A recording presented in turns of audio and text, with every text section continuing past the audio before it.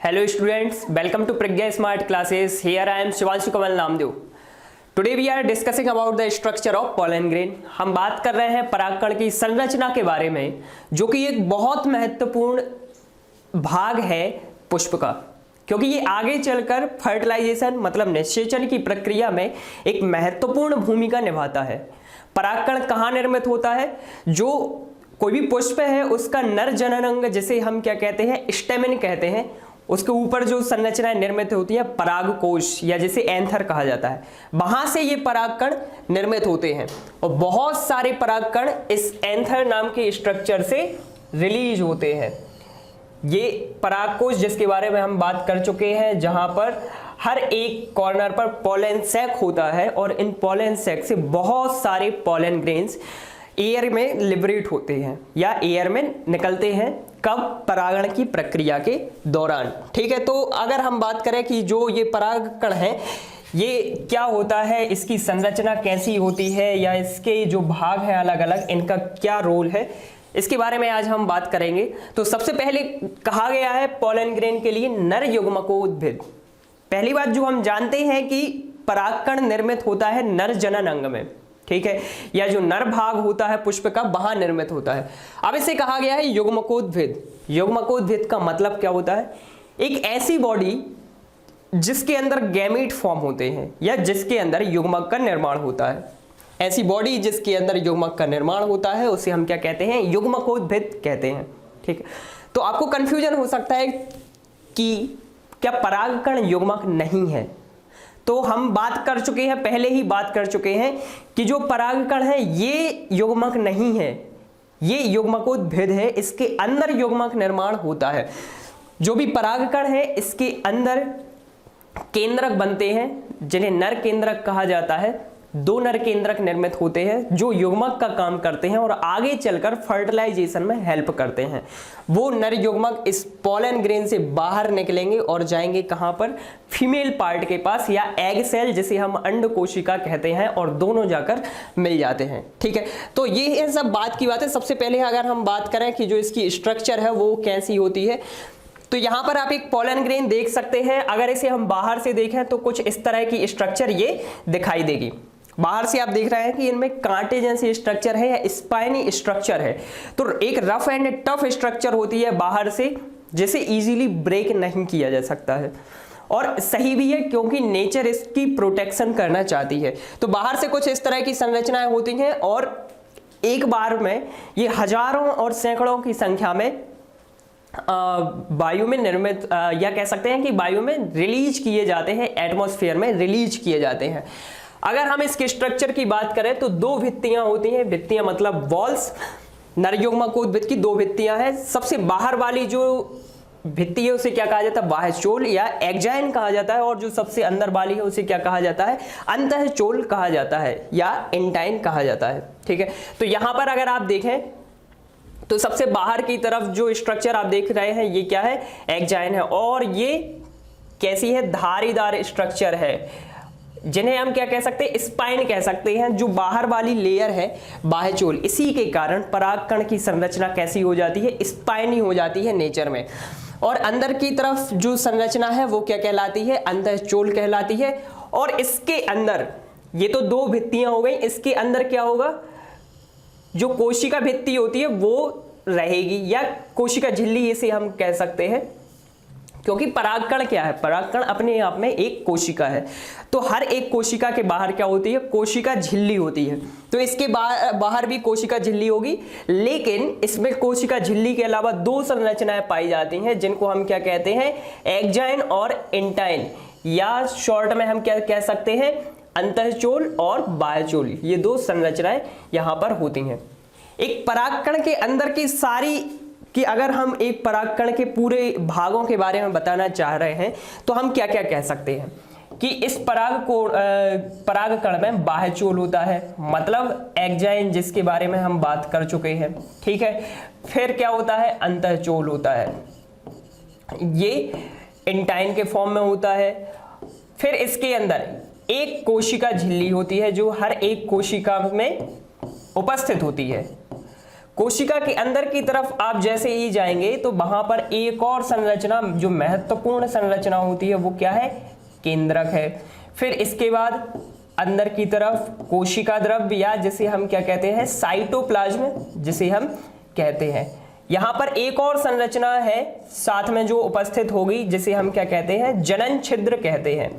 क्योंकि एक ऐसी संरचना होना बहुत जरूरी है जहां से नर युग्मक बाहर आ सके या मेल गैमीट बाहर आ सके, वो एक संरचना होना जरूरी है। और यहां पर वो संरचना किसके फॉर्म में होती है, जनन छिद्र के फॉर्म में होती है।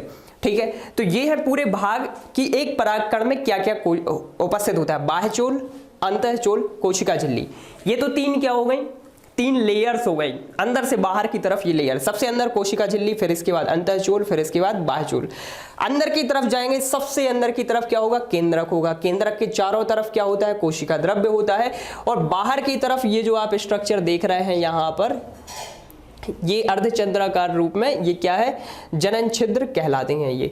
ठीक है, तो ये इतने इंपॉर्टेंट इसके पार्ट होते हैं। फिर अगर हम बात करें इन दो लेयर्स के बारे में जिनके बारे में अभी हमने बात की थी, और हमने इसे कहा था बाह्यचोल और अंतःचोल। तो जो बाह्यचोल है ये कठोर होती है, इसका आवरण जो है वो कठोर होता है और ये एक प्राकृतिक बहुलक की बनी होती है या नेचुरल पॉलीमर की बनी होती है। इस नेचुरल पॉलीमर को हम क्या कहते हैं, स्पोरोपोलेनिन। ये क्वेश्चन आ जाता है बहुत बार कि जो बाहर की संरचना होती है या जिसे हम बाह्यचोल कहते हैं, एक्जाइन कहते हैं, वो कौन से प्राकृतिक बहुलक से मिलकर बना होता है। वो क्या होता है, स्पोरोपोलेनिन एक कंपाउंड है जिससे ये मिलकर बना होता है। सबसे हार्ड स्ट्रक्चर है नेचर में। अभी तक ऐसी कोई भी केमिकल बॉडी हमें नहीं मिली है जो इसको क्या कर सके, डिग्रेड कर सके। कोई भी ऐसी चीज हमें अब तक नहीं मिली है जो इसको ब्रेक कर सके। तो मतलब हम कह सकते हैं कि जो पोलन ग्रेन है इसकी आउटर लेयर बहुत ज्यादा प्रोटेक्टिव होती है, क्योंकि ये बनी होती है काय की, स्पोरोपोलेनिन की। ठीक है, इसी संरचना के कारण जो बाह्यचोल है वो क्या करता है, उसकी प्रकृति कैसी हो जाती है, कठोर और प्रतिरोधक, रेसिस्टेंट। ना इस पर टेम्परेचर का प्रभाव पड़ेगा, ना इस पर वाटर का प्रभाव पड़ेगा। ठीक है, किसी भी तरह से ये प्रभावित नहीं होगी। फिर इसके बाद अगर हम बात करें इस बाह्यचोल में एक बहुत महत्वपूर्ण भाग होता है जिसे हमने कहा था अभी जर्मपोर या जनन छिद्र।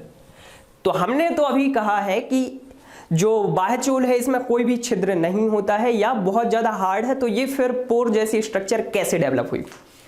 एक्चुअली होता क्या है कि अभी जो हमने बात की थी स्पोरोपोलेनिन जो एक नेचुरल पॉलीमर है, बाह्यचोल मतलब एक्जाइन में जहां भी ये अनुपस्थित होता है या एब्सेंट होता है वहां पर छिद्र जैसी संरचना बन जाती है जिसे हम क्या कहते हैं, जर्मपोर कहते हैं।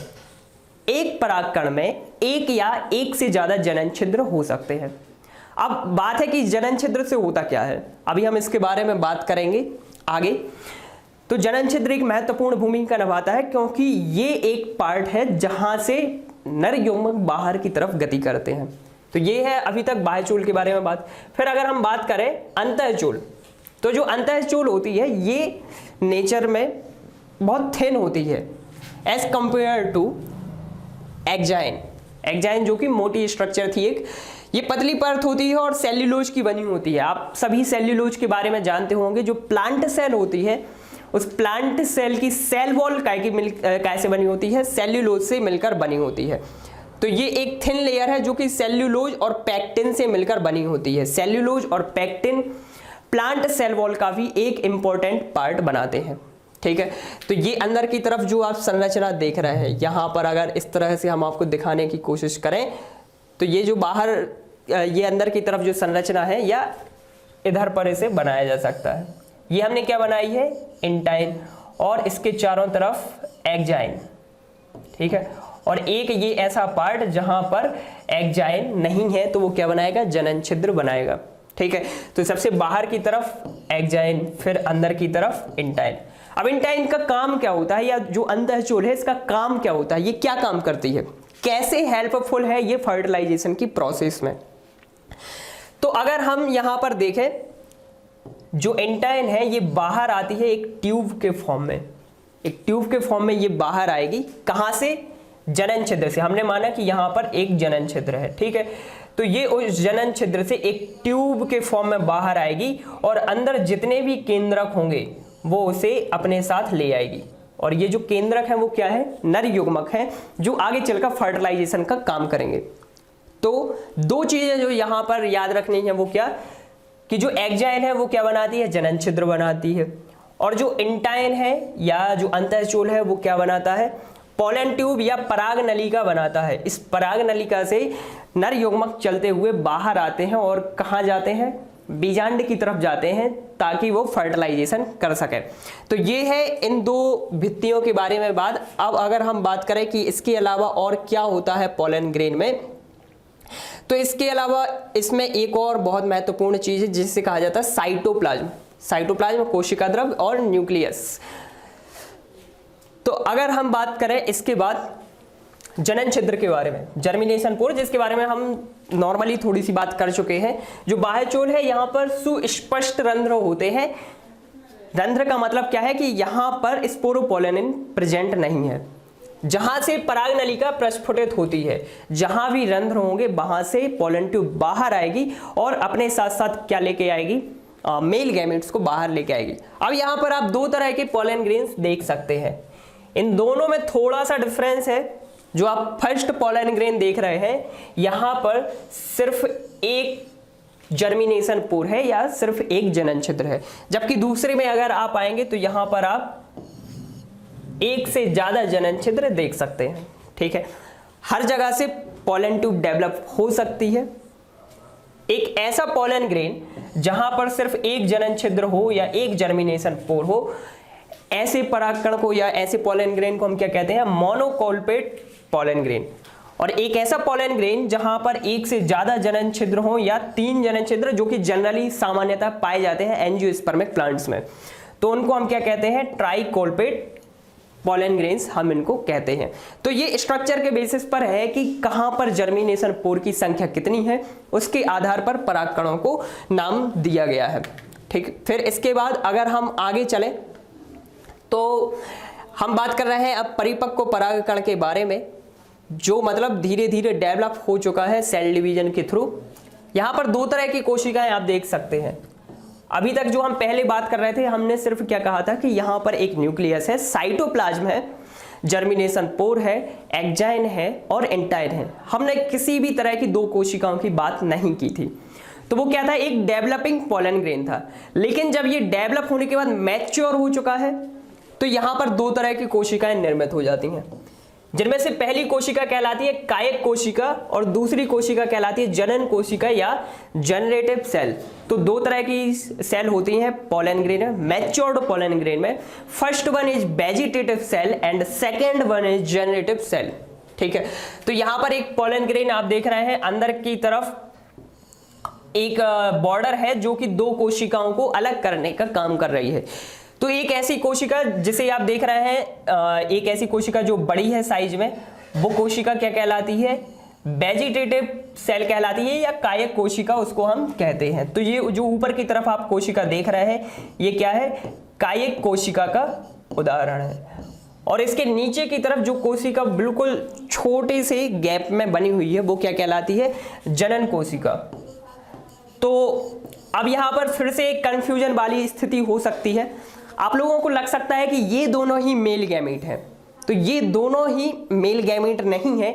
इनमें से आगे चलकर एक कोशिका है जो कि मेल गैमेट को बनाने का काम करेगी। थोड़ा सा कंफ्यूजिंग है बस, लेकिन अगर आप ध्यान से सुनते जाएंगे तो सारी कंफ्यूजन मिट जाएगी।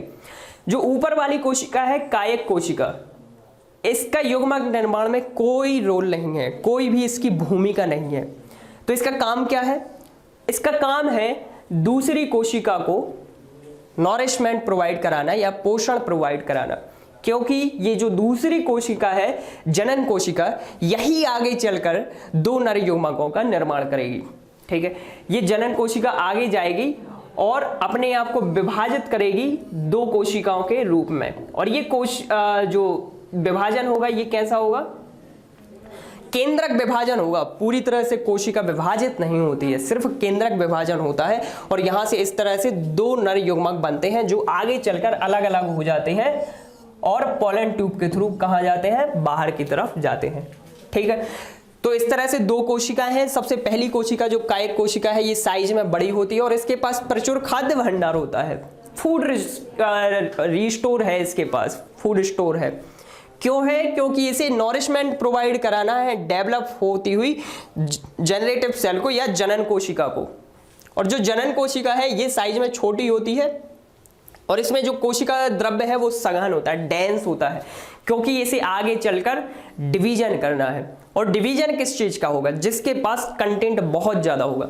तो इसके पास कोशिका द्रव्य जो है वो डेंस है और ये आगे चलकर समसूत्री विभाजन मतलब माइटोसिस, यहां गुणसूत्रों की संख्या में कोई फेरबदल नहीं होगा और क्या बनाएगी ये आगे चलकर, दो नर युग्मक बनाने का काम करती है। ये नर युग्मक बाहर जाएंगे कैसे? पोलन ट्यूब के थ्रू ये ट्रेवल करते हुए बाहर की तरफ जाते हैं। ठीक है, डेवलपमेंट के टाइम पर ये वेजिटेटिव सेल पूरी की पूरी यूटिलाइज हो जाती है, सिर्फ इसका क्या बचता है, केंद्रक बचता है। तो पोलन ट्यूब से ये केंद्रक भी बाहर निकलता है। कहने का मतलब क्या है, जब पोलन ट्यूब का फॉर्मेशन होगा या पराग नलिका का विकास होगा तो इस पराग नलिका से दो नहीं बल्कि तीन केंद्रक जाते हैं, जिनमें से दो क्या होते हैं, नर युग्मक होते हैं, जिनमें से दो नर युग्मक होते हैं और एक होता है कायिक केंद्रक जो अभी तक उसको नॉरिशमेंट प्रोवाइड करा रहा था। खैर इसका अब कोई काम नहीं है, लेकिन फिर भी ये पोलन ट्यूब में ट्रेवल कर रहा है। जब आगे फर्टिलाइजेशन की कंडीशंस आने लगती हैं तब ये डिग्रेड हो जाता है, नष्ट हो जाता है, क्योंकि अब इसका कोई काम ही नहीं बचा है। बाकी की जो दो नर युग्मक आप देख रहे हैं ये आगे चलकर क्या करेंगे, ये फर्टिलाइजेशन का काम करते हैं। तो एक परिपक्व परागकण में दो तरह की कोशिकाएं आपको देखने मिलती हैं, जिनमें से फर्स्ट है कायिक कोशिका, साइज में बड़ी होती है, नॉरिशमेंट प्रोवाइड कराने का काम करती है। दूसरी होती है जनन कोशिका जो कि छोटी होती है लेकिन कोशिका द्रव्य इसके पास बहुत सारा होता है, समसूत्री विभाजन करती है, दो नर युग्मक बनाती है और पोलन ट्यूब के थ्रू बाहर ये नर युग्मक निकल जाते हैं। परागकण वैसे तो बहुत महत्वपूर्ण भूमिका निभाते हैं निषेचन में, लेकिन मानव के लिए ये कभी कभी खतरे का सबब बन सकते हैं। कैसे? क्योंकि जो कुछ विशिष्ट प्रकार के परागकण होते हैं, कुछ विशेष प्रकार के पौधों के परागकण हैं, वो इंसानों में एलर्जी क्रिएट कर सकते हैं। उस एलर्जी के कारण बॉडी पर अलग अलग तरह के सिम्टम्स दिखने लगते हैं, जैसे कि रेडनेस, त्वचा जिसमें लाल हो जाती है, इचिंग होती है, त्वचा में खुजली होने लगती है, वाटरी आईज, आंखों से पानी निकलने लगता है। और जब ये पोलन ग्रेन्स, ये परागकण एयर के थ्रू जाते हैं रेस्पिरेटरी ट्रैक्ट में या जो अपना श्वसन तंत्र है उसमें जाते हैं, तो वहां पर भी फंक्शनिंग को ये डिस्टर्ब करते हैं और कुछ डिसीजेज कॉज करते हैं, जैसे कि अस्थमा, जो कि आपने नाम सुना होगा, दमा रोग भी जिसे कहा जाता है, और एक और डिसीज है जिसे हम कहते हैं ब्रोंकाइटिस। तो ऐसी डिसीजेज डेवलप होती हैं किसके कारण? परागकणों के कारण। हमेशा ये जरूरी नहीं कि ये हर एक इंसान में कॉज करेंगे ऐसी एलर्जी, लेकिन कुछ लोगों में कुछ विशेष प्रकार के परागकणों के प्रति इस तरह की क्रिया विकसित हो सकती है। इसका अगर हम उदाहरण देखें तो पार्थेनियम, जिसे गाजर घास या कैरेट ग्रास भी कहते हैं, अपने आसपास आप इस पौधे को कई बार देखते होंगे। मोस्टली अगर आप खेतों में जाएं तो ये पौधे बहुत ज़्यादा मात्रा में देखने मिलते हैं। इन्हें हम खरपतवार भी कहते हैं क्योंकि ये फसल के साथ बहुत ज़्यादा नंबर में उग जाते हैं और फसल की वृद्धि को अवरुद्ध कर देते हैं।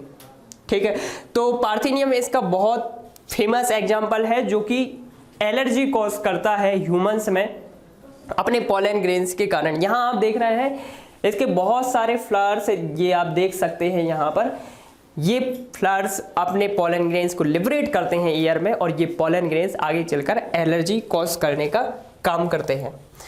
फिर इसके बाद अगर हम बात करें नेक्स्ट टॉपिक की, तो ये है परागकण आहार या पोलन सप्लीमेंट्स और पोलन न्यूट्रिएंट्स। ठीक, तो अलग अलग तरह के पोलन ग्रेन्स होते हैं, अलग अलग फ्लावर्स होते हैं और सबकी न्यूट्रिटिव वैल्यू अलग अलग होती है। तो ऐसे पोलन ग्रेन्स जिनकी न्यूट्रिटिव वैल्यू या जिनकी पोषण मात्रा है बहुत ज़्यादा होती है, उन्हें हम यूज करते हैं अपनी डाइट में पर्टिकुलर कुछ एक्टिविटीज़ के लिए। अगर इनकी बात की जाए तो इनके पास अलग अलग तरह के सब्सटेंस होते हैं, जैसे प्रोटीन है, लिपिड है, खनिज जिन्हें मिनरल्स कहा जाता है, विटामिन्स होते हैं। विटामिन्स की एक अलग अलग रेंज होती है, A B C D E K, ये अलग अलग तरह के विटामिन्स होते हैं, अलग अलग तरह के प्रोटीन्स इनमें पाए जाते हैं। तो कब लिए जाते हैं ये? मोस्टली एथलीट्स इसका प्रयोग करते हैं, जिसे इस टर्म को क्या कहते हैं, डोपिंग या मिक्सिंग कहा जाता है।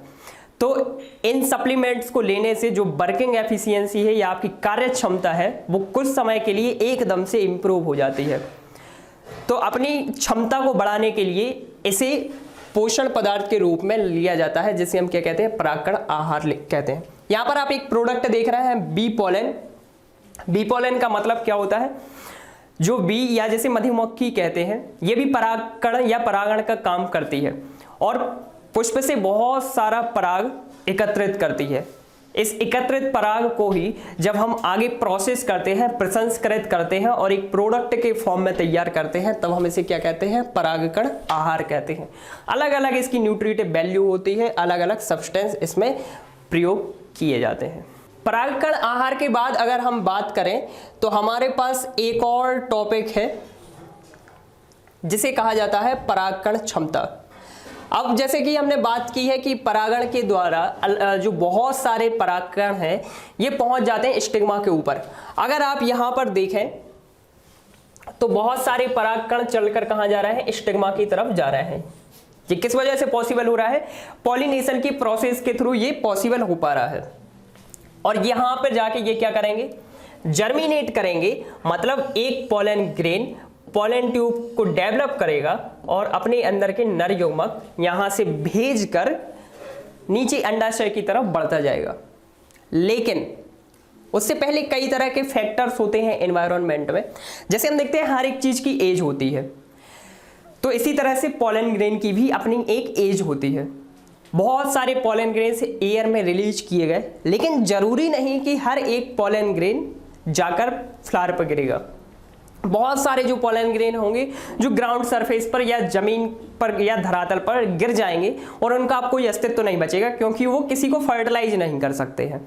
तो वो पोलन ग्रेन तो किसी काम के हैं ही नहीं। फिर इसके बाद अगर ये पहुंच गए कहां पर, स्टिग्मा पर पहुंच गए, और स्टिग्मा इसको ऐसी कंडीशंस अलाउ नहीं करती हैं, ये वहां पर जाकर मैच्योर नहीं हो पाता है एडिकेट टाइम पीरियड में। तो ये वहां पर पड़ा क्या होगा, डिस्ट्रॉय हो जाएगा, क्योंकि वहां पर फर्टिलाइजेशन की प्रोसेस पहले ही हो चुकी होगी। एक मतलब जो कोऑर्डिनेंस होना चाहिए स्टिग्मा के डेवलप होने और वहां पर एग सेल के डेवलप होने और पोलन ग्रेन के अंदर गैमीट के डेवलप होने, इन दोनों के बीच में एक कोऑर्डिनेंस होना चाहिए ताकि टाइम पर सारी प्रोसेस हो पाए। अब मान लो वहां पर एग सेल डेवलप हो चुकी है और वहां पर दूसरे जो पोलन ग्रेन है वो अपनी पोलन ट्यूब को डेवलप करते जा रहे हैं, लेकिन आपका ये जो पोलन ग्रेन है ये थोड़ा लेट हो गया है। तो ये क्या करेगा, ये टाइम पीरियड इसका लैप्स हो चुका है और ये आगे चलकर पॉलिनेशन मतलब फर्टिलाइजेशन नहीं कर पाएगा, क्योंकि delay in the formation of pollen tube और in the releasing of male gametes. ठीक है, तो परागकण की जीवन क्षमता को अगर हम एक टर्म में डिफाइन करने की कोशिश करें तो इसे हम क्या कह सकते हैं, परागकण की अंकुरित होकर पराग नलिका में विकसित होने की क्षमता। मतलब कितनी ज्यादा क्षमता है, कितने जल्दी हो सकता है। एनवायरमेंटल फैक्टर्स को इसका सामना करते हुए, जैसे एनवायरमेंटल फैक्टर में कई सारी कंडीशंस हैं, कभी बहुत ज़्यादा मॉइस्चर है, कभी बहुत ज़्यादा टेम्परेचर है, तो अलग अलग तरह की कंडीशंस का सामना करते हुए ये कितने एफिशिएंटली पोलन ट्यूब डेवलप कर सकता है और अपने मेल गैमीट्स को फॉर्म करके जल्दी से फर्टिलाइजेशन की प्रोसेस को कंप्लीट कर सकता है। ये क्या कहलाती है, पोलन वायबिलिटी कहलाती है।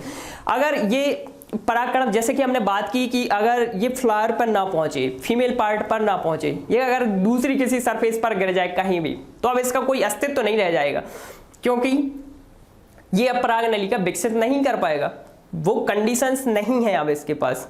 तो उनकी जो जीवन क्षमता है वो क्या हो जाएगी, शून्य जीवन क्षमता होगी।